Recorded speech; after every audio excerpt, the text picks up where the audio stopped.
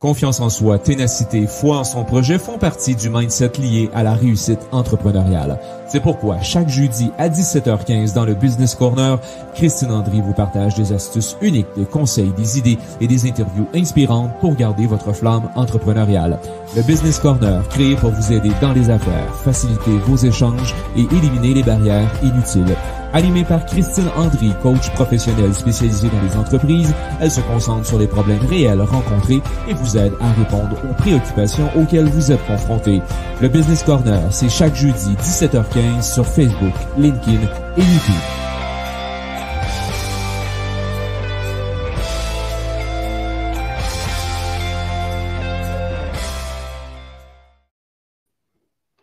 Bonjour à tous, bonjour à tous, ravi de vous retrouver pour aujourd'hui, célébrer la 30 émission, voilà, du Business Corner, le Business Corner qui est là pour vous aider, vous, les chefs d'entreprise, et tous les jeudis à 17h15, soit je vous apporte des conseils, et aujourd'hui, ou bien des interviews. Aujourd'hui, c'est une interview, une personne, voilà, qui va animer avec moi cette 30e.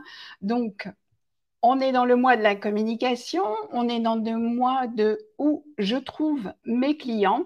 Je vous ai parlé de différents thèmes et aujourd'hui, j'ai une personne que j'ai invitée qui est donc Fabrice Gebel, que vous allez voir d'ici quelques instants.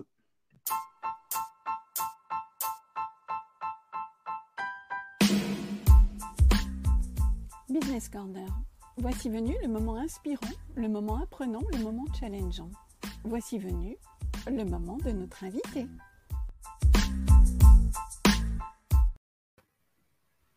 Fabrice Gebel, bonjour. Bonjour Christine. Bonjour. Première question, est-ce que tu me permets que je te tutoie? Bien sûr, on va se tutoyer, ce sera plus simple. Parfait. Écoute, Fabrice Gebel, donc tu es chef d'entreprise. Oui, en effet. Et ton activité est essentiellement centrée sur le développement. Alors, je développe un réseau d'affaires sur la Meuse, la Meurthe-et-Moselle et les Vosges, quasiment la Lorraine entière d'ailleurs. Et ce club d'affaires s'appelle Dinabai, un club d'affaires, réseau d'affaires global.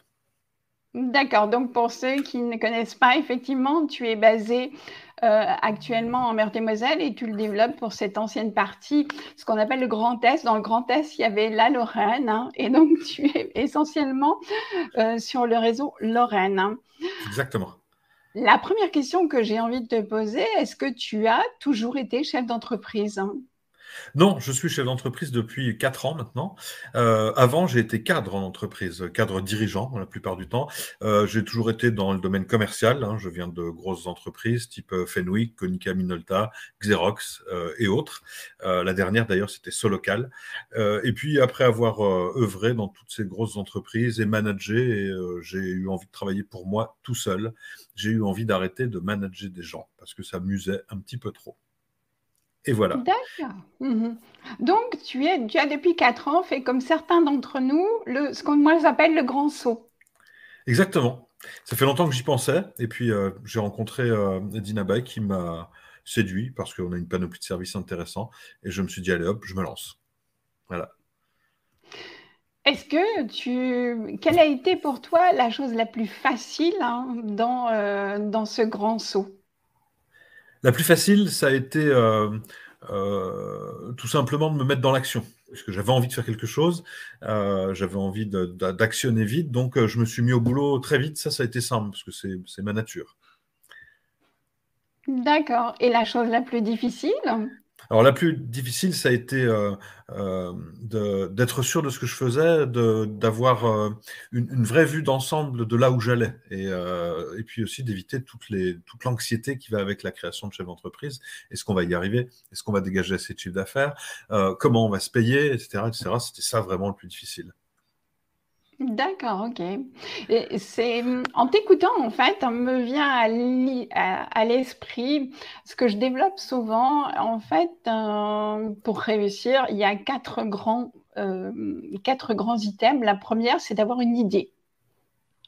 D'avoir une idée. L'idée, c'est celle que tu as eue de passer chef d'entreprise, mais de développer ce réseau d'affaires.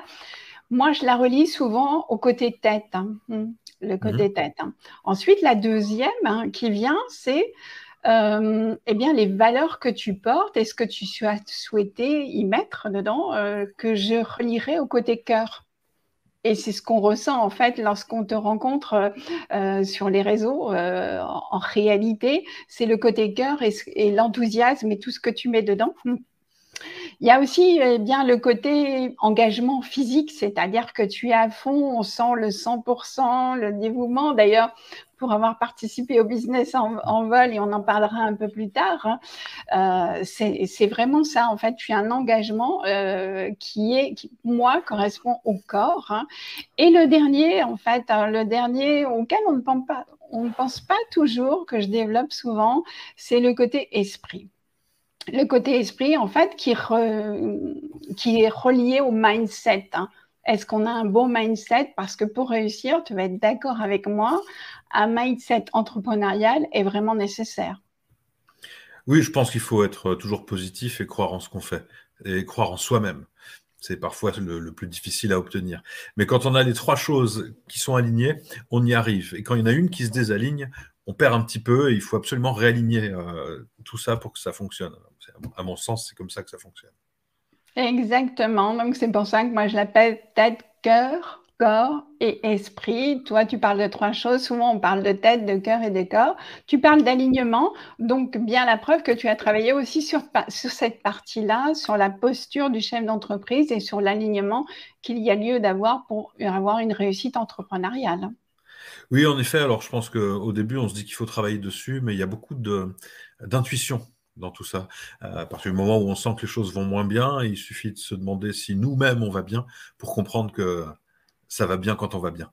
Et l'expression d'un esprit sain dans un corps sain, elle prend tout son sens quand on est chef d'entreprise. D'accord. Ben merci pour ce partage. C'était pas du tout prévu, mais finalement, on est toutes les deux alignés sur ces valeurs-là. Preuve Oui. en est, c'est que je t'ai sollicité, voilà, pour participer à cette 30e. Et puis, ben, je t'ai sollicité en tant que chef d'entreprise pour parler un petit peu de ton expérience entrepreneuriale, mais aussi parce que, en fait, tu parlais tout à l'heure de Dinabai. Est-ce que tu pourrais nous expliquer en quelques mots qu'est-ce que Dinabai? Oui, Dinabai, c'est un réseau vivant. Moi, je construis Dinabai sur la Lorraine et je fais en sorte que les chefs d'entreprise se rencontrent entre eux, qu'ils ne restent pas seuls dans leur coin, qu'ils échangent des cartes de visite et du business. Et puis, à côté de Dinabai, si je devais vraiment être complet, on a deux services. Un service qui s'adresse aux entreprises pour leur faire des économies et un service qui s'adresse aux collaborateurs des entreprises pour leur faire des économies aussi. Donc, un service CE et un service frais structurels, si je puis dire. D'accord. Donc, si on résumerait, il y a les avantages entreprises. Oui, C'est en bien effet. cela. Les Oui, avantages salariés oui, ou avantages privés. oui, Les rencontres de dirigeants. oui, tout à fait. C'est bien ça. Et le club d'affaires. Et le club d'affaires. Alors, la partie réseau, elle est divisée en deux, en effet. C'est les rencontres dirigeants où on fait se rencontrer des chefs d'entreprise en mode speed meeting. Chacun a 4 minutes à une table pour exprimer aux 5 autres qui il est, et puis on change de table régulièrement. Ça, c'est le speed meeting selon Dinabai. Et puis l'autre partie, le club d'affaires, c'est autre chose. C'est un club plus fermé dans lequel on ne trouve aucun concurrent et où 25 ou 30 personnes à terme s'échangent du business et échangent du business vers l'extérieur aussi. Donc ce sont deux réseaux différents mais complémentaires. D'accord. On peut assister à l'un sans assister à l'autre. On n'est pas obligé d'être membre des deux. On n'est pas obligé d'être membre des deux. Il y a des métiers qui se prêtent à être membre des deux et d'autres qui ne s'y prêtent pas. D'accord. Donc, ça Ouais, rejoint un petit peu ce que j'avais commencé à développer dans le Business Corner numéro 27 pour trouver ses clients, en fait.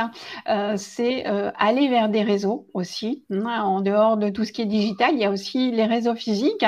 Et en fait, Dinabai, il y a un réseau qui offre deux possibilités. La partie uniquement présentation, un petit peu, voilà, c'est son pitch, trouver auprès d'autres chefs d'entreprise, nos clients. Et puis la partie, comme tu disais, plus club d'affaires, ouais. qui est différente dans le sens où on ne trouve pas les mêmes choses, les mêmes interactions, mais qui ne conviennent pas forcément à tout le monde.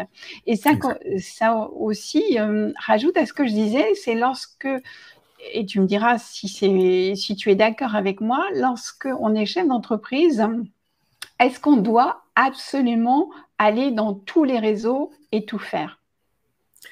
Alors, non, il faut bien les choisir parce que chaque réseau a ses valeurs. On va trouver des réseaux qui sont parfois des réseaux gratuits, qui vont très bien, qui font des after-work, qui coûtent pas très cher et qui vont donner quelques petits contacts par-ci par-là qui fonctionnent très bien parce que c'est simple, parce que ça prend pas trop de temps et parce que on a déjà du business qui est bien assis. On va trouver des réseaux qui sont plus fermés, plus stricts, dans lesquels on va avoir plus d'obligations et qui vont attendre plus de résultats aussi. Donc, c'est souvent le cas des clubs d'affaires où on demande aux gens de se recommander les uns les autres. C'est souvent des clubs plus chers, mais qui rapportent plus de business, mais du gros business, et régulièrement. Et puis, on a des clubs services que les chefs d'entreprise fréquentent aussi. Alors, quand je parle de club service, ça peut être le Lions Club, le Rotary Club, tous ces clubs-là, qui sont des clubs de détente et qui doivent rendre service aux autres et par lesquels on trouve aussi du business, mais c'est pas leur premier objet. Le CJD fait partie de ces clubs-là, qui ne sont pas des clubs services, dans lesquels on ne va pas pour faire du business, on y va pour échanger, pour apprendre, pour se faire des amis, mais pas forcément pour faire du business. Le business, il découle après. Donc oui, les chefs d'entreprise peuvent faire tout type de réseau. Par contre, il faut qu'ils aillent dans ceux dans lesquels ils sont le plus à l'aise, parce que c'est quand on y va souvent qu'on obtient du business.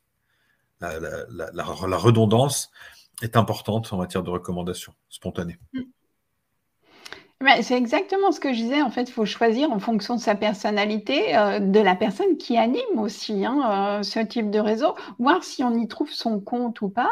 Et merci d'avoir parlé des clubs de service que j'avais oublié de mentionner.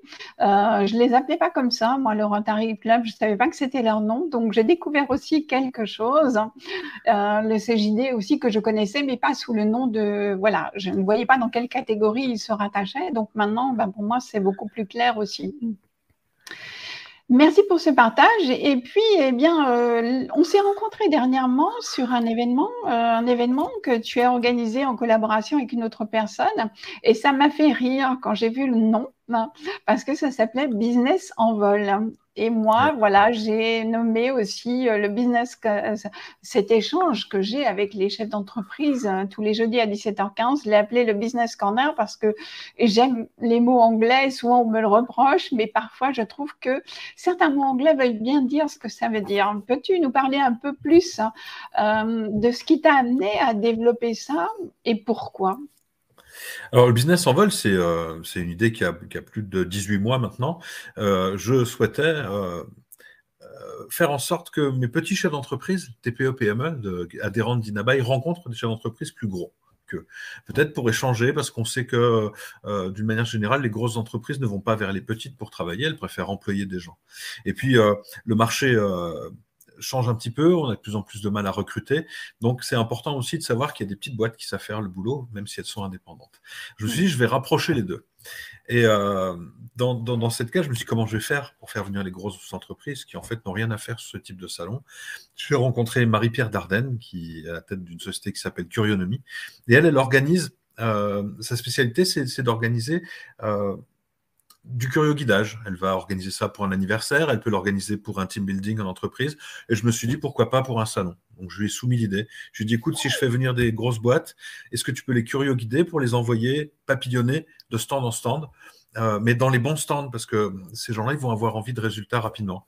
Et elle m'a dit oui tout de suite, elle a compris tout de suite ce que je voulais faire, on était vraiment sur la même longueur d'onde, et c'est comme ça que cette idée de curio-guidage est née sur Business en vol. Après, on a continué à avancer en se disant on va créer un site. On a créé l'image du papillon, d'ailleurs, que vous voyez là-bas derrière moi, c'est un hasard. Et puis, on a travaillé sur une musique spéciale, etc., avec Jérôme Lavez. Et ça a fait un événement qui s'est plutôt bien passé. Et puis, à l'issue de cet événement, j'avais envie de faire intervenir quelqu'un qui m'avait beaucoup plu, que j'avais vu sur scène il y a 4 ans. Et c'est ce qu'on a fait. Et je crois que ça a été aussi le couronnement de la journée, puisque Philippe Croizon est intervenu et a vraiment fait plaisir à tout le monde, je pense. Oui, c'est vrai que pour avoir assisté, pas à l'entièreté de l'événement, parce que malheureusement, je ne pouvais pas être présente pour la soirée, mais en avoir eu des retours, ça a été vraiment un très bel événement avec une très belle conclusion. par la présence, voilà, de ces deux personnes qui ont donné des conférences en direct, qui étaient aussi dans le thème. Ce que je retiens, en fait, c'est que tu parlais tout à l'heure, lorsqu'on devient chef d'entreprise, les difficultés, c'est la vision. Oui. La vision. Et en fait, toi, la vision, elle t'est rapidement apparue puisque on sent que tu as déjà compris que maintenant on est dans une difficulté et donc par rapport au recrutement et de cette difficulté-là, et c'est souvent, ça fait partie aussi des clés du chef d'entreprise, c'est-à-dire lorsqu'on sent une difficulté, soit par rapport à sa propre entreprise, ou bien lorsqu'on voit des difficultés ailleurs dans le monde, c'est rebondir pour dire, au lieu de me mettre dans un mode plainte, on n'arrive pas à recruter, c'est compliqué, les recrutements, on n'arrive pas, etc. C'est de se dire, qu'est-ce que je peux faire pour apporter ma pierre à l'édifice dans cette difficulté qui finalement peut être contournée. Oui, tout à fait. En plus, on n'est qu'au début de cette difficulté. Je pense que nos jeunes qui sortent de l'école ne vont pas chercher un métier pour la vie. Ils n'auront peut-être pas envie de travailler dans des grosses structures, ni même dans des moyennes structures. Ils auront envie de travailler pour eux-mêmes, pour plus de 50% des gens.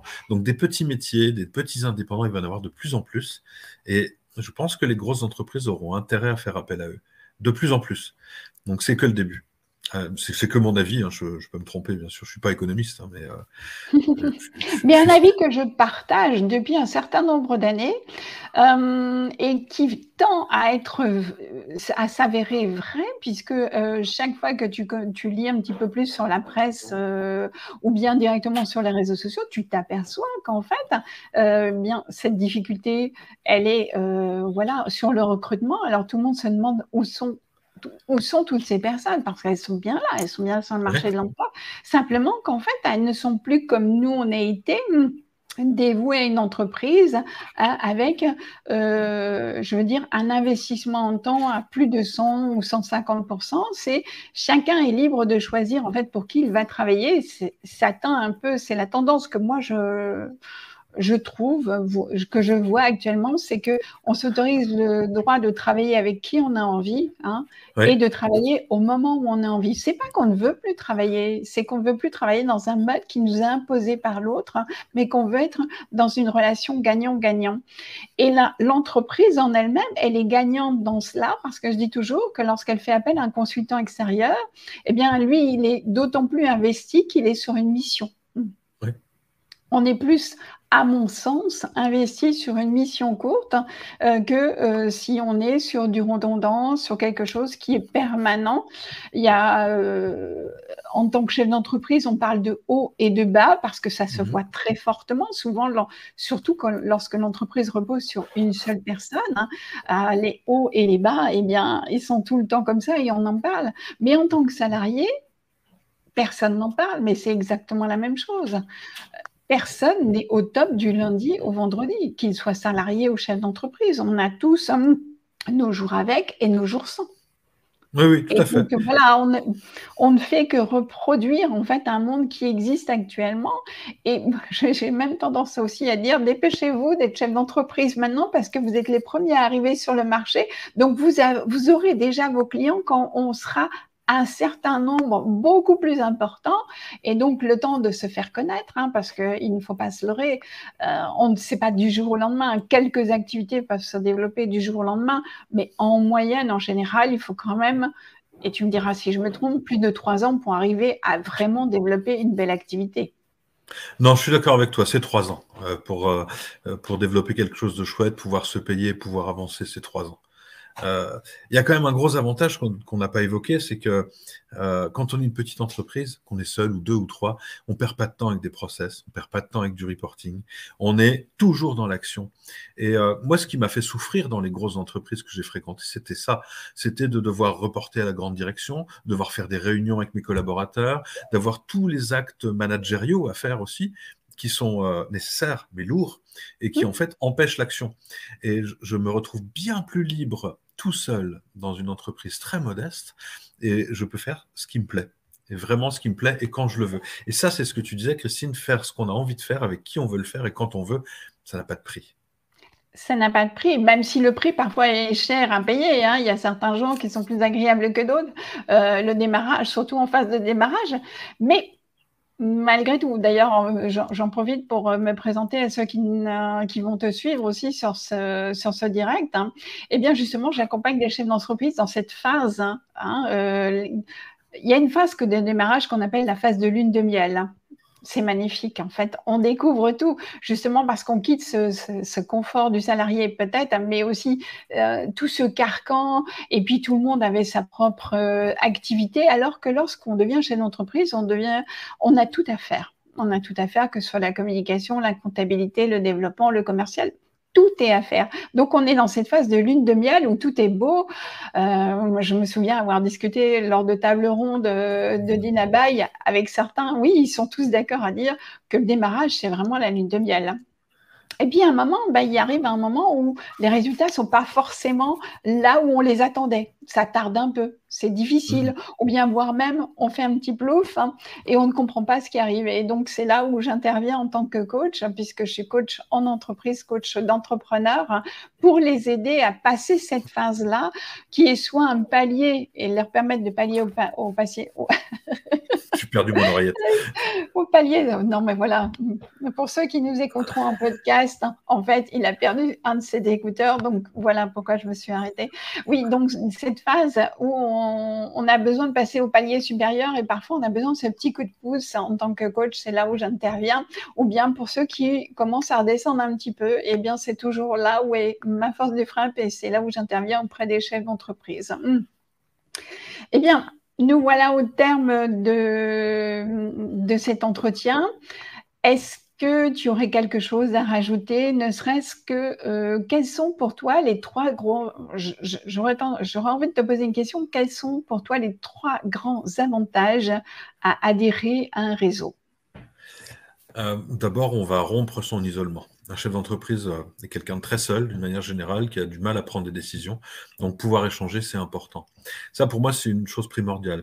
La deuxième, c'est que le développement de business se fait beaucoup plus vite si on côtoie un réseau. Ça, c'est indéniable. Quel que soit le réseau, d'ailleurs, tous les réseaux génèrent du business. Et puis, la troisième, c'est juste stimuler son inventivité, avoir envie de faire des choses avec d'autres. Quelquefois, on va pouvoir trouver de belles opportunités au sein d'un réseau qu'on trouvera jamais si on sort pas de chez soi. Et que même des organismes qui sont bien faits et qui fonctionnent bien, comme la CCI ou comme tous les autres organismes qui peuvent exister, vous donneront pas. Les syndicats sont très bien, la CCI est très bien pour développer une entreprise, mais ils sont dans un carcan. Et dans des réseaux, on va trouver des gens farfelus, des gens moins farfelus, des gens rigolos, moins rigolos. On trouve de tout. Et c'est parce qu'on y trouve de tout que c'est enrichissant. Donc, s'enrichir. S'enrichir. Belle conclusion. C'est quoi pour toi, en fait, la recette de la réussite? C'est quoi pour toi la réussite? Quelle est ta définition, en fait, de la réussite? Moi, je pense que réussir, c'est ne pas travailler. C'est faire les choses sans se rendre compte qu'on travaille. C'est quand on arrive à ça, c'est tout simplement qu'on est en train de réussir parce qu'on va continuer et tout nous plaît. Et si ça nous plaît, on avance. Je pense vraiment que ça, c'est une belle définition de la réussite. Après, il y a des gens qui vont dire que la réussite, c'est l'argent. Moi, je trouve que c'est l'épanouissement et ne pas s'ennuyer, c'est s'épanouir. Voilà comment je vois les choses.